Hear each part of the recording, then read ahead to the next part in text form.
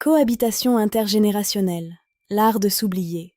DR18 vous explique pourquoi cette proximité peut devenir un piège. Ne vivez pas avec vos aînés, vous finiriez par vous perdre vous-même. C'est un avertissement nécessaire pour votre identité. Cette étreinte excessive de l'espace de vie finit par émousser nos principes les plus profonds et notre autonomie chèrement acquise. Cette perte de soi n'est pas brutale. Elle s'insinue quotidiennement à travers les détails les plus insignifiants de votre routine. Parlons de la cession du pouvoir décisionnel. C'est le premier rempart qui tombe sans que l'on s'en aperçoive vraiment. Même en étant un leader respecté ou un chef d'entreprise performant, le retour au foyer change radicalement la dynamique. Face aux habitudes immuables des aînés, vous redevenez cet enfant qui ne sait pas gérer sa vie aux yeux de la famille.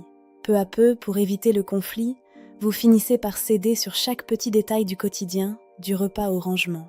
Le deuxième point crucial est le décalage permanent du rythme de vie.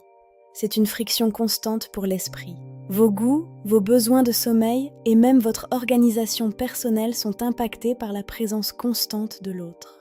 Plus grave encore, l'éducation de vos propres enfants est constamment remise en question par des concepts que vous jugez archaïques. L'autorité parentale se fragilise quand un aîné intervient, transformant votre propre foyer en un territoire de négociation permanente. Pour maintenir une harmonie de façade, vous vous épuisez dans un travail émotionnel permanent et invisible. Ce silence que vous imposez à vos besoins est une érosion lente de votre caractère. Vous devenez un diplomate chez vous. La cohabitation mène inévitablement à la disparition des frontières, qu'elles soient physiques ou mentales. Sous le même toit, l'espace personnel est réduit à néant.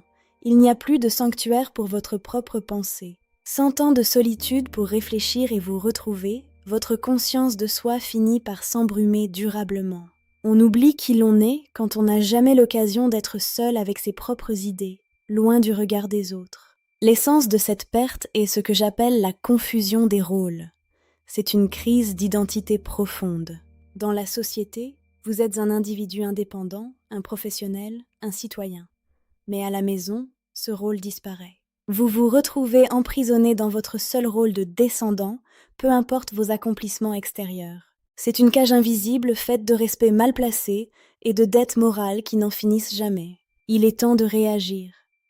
Affirmez votre espace vital, car c'est là que réside le salut de votre identité. La maturité, c'est savoir mettre de la distance pour mieux aimer et surtout pour rester soi-même. Ne vous oubliez pas dans l'ombre des autres. Sauvez votre identité dès aujourd'hui. C'était DR18.